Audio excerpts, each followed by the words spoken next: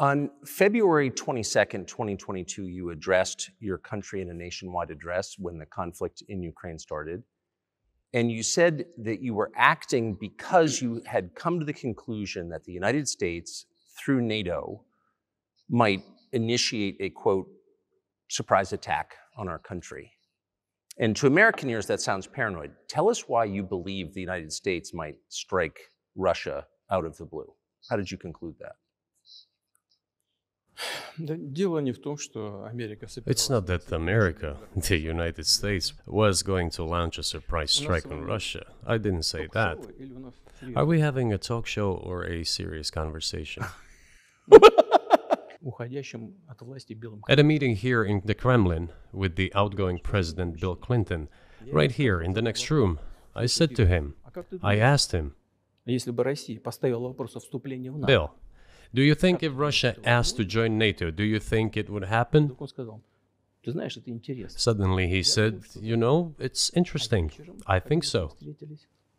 But in the evening, when we met for dinner, he said, you know, I've talked to my team. No, it's not possible now.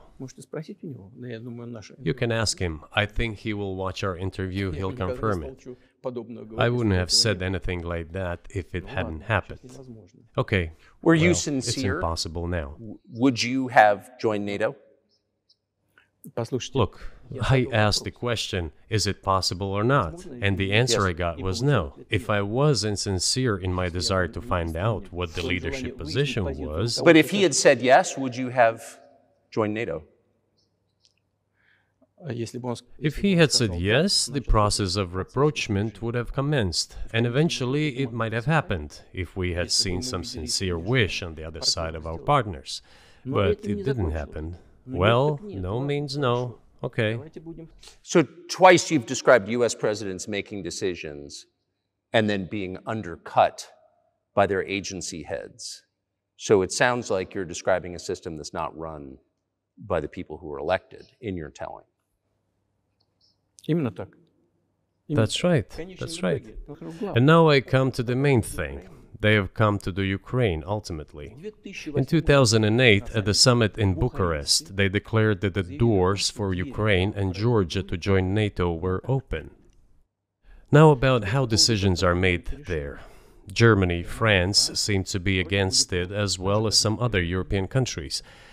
But then, as it turned out later, President Bush, and he's such a tough guy, a tough politician, as I was told later, he exerted pressure on us and we had to agree. It's ridiculous, it's like kindergarten. Where are the guarantees? What kindergarten is this? What kind of people are these? Who are they? You see, they were pressed, they agreed. And then they say, Ukraine won't be in the NATO, you know? I say, I don't know. I know you agreed in 2008. Why won't you agree in the future? Well, they pressed us then. I say, why won't they press you tomorrow? And you'll agree again. Well, it's nonsensical. Who's there to talk to? I just don't understand. We're ready to talk. But with whom? Where are the guarantees? None. US dollar, which has kind of united the world in a lot of ways, maybe not to your advantage, but certainly to ours. Is that going away as the reserve currency, the universally accepted currency? How have sanctions, do you think, changed the dollar's place in the world?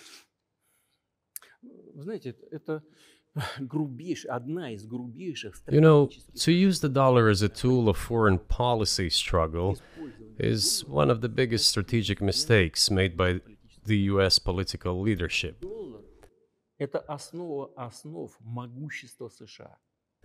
The dollar is the cornerstone of the United States power. I think everyone understands very well that no matter how many dollars are printed, they are quickly dispersed all over the world. Do you think Zelensky has the freedom to negotiate a settlement to this conflict?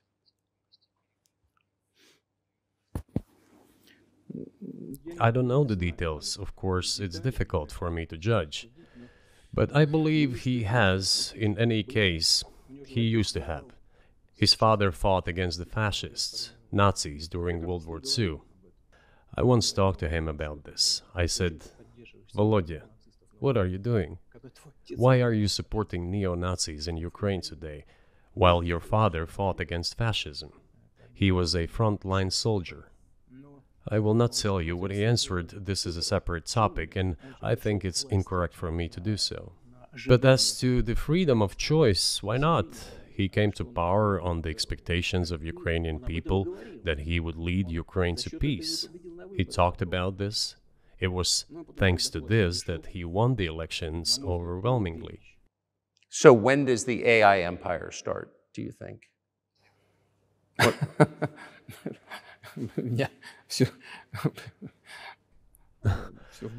You're asking increasingly more complicated questions. To answer them, you need to be an expert in big numbers, big data, and AI. Mankind is currently facing many threats. Due to the genetic researches, it is now possible to create a superhuman, a specialized human being, a genetically engineered athlete, scientist, military man.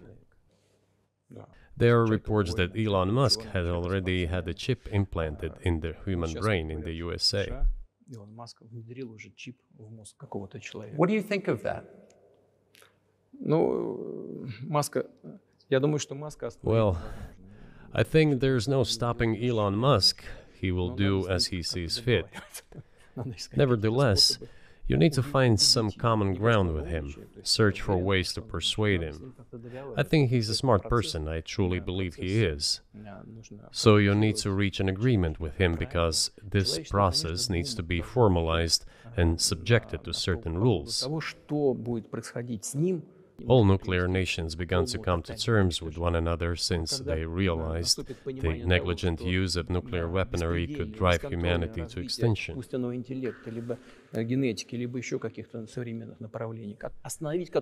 It is impossible to stop research in genetics or AI today, just as it was impossible to stop the use of gunpowder back in the day.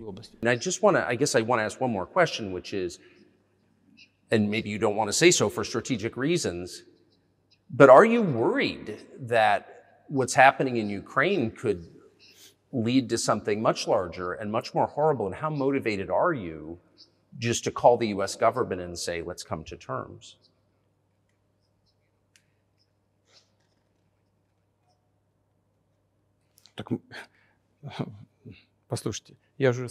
I already said that we did not refuse to talk.